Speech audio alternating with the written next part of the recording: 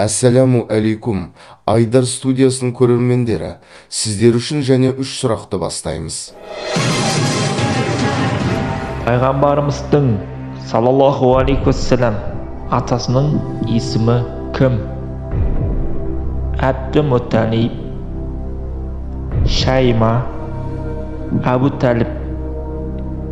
Сонымен пайғамбарымыздың атасының есімі кім екен?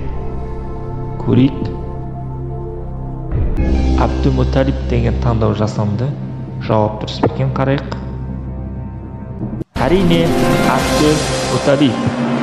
Жауап дұрыс. Пайғамбарымыздың саллаллаху алейхи уассалам сүт бауырлары кімдер?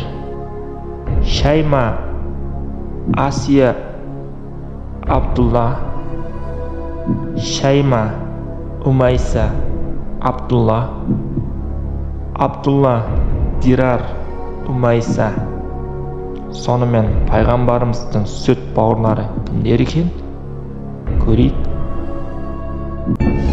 Шайма, Умайса, Абдулла деген таңдау жасалды. Жауап дұрыс па екен, қарайық. Әрине, Шайма, Умайса, Абдулла. Жауап дұрыс. Пайғамбарымыз саллаллаху алейхи уассалам қанша жасында үйленді? 27 жасында, 35 жасында, 25 жасында. Сонымен пайғамбарымыз қанша жасында үйленді? Көрейік жауапты. 25 жасында деген таңдау жасалынды. Жауап дұрыс па екен? Көрейік. Әрине, 25 жасында.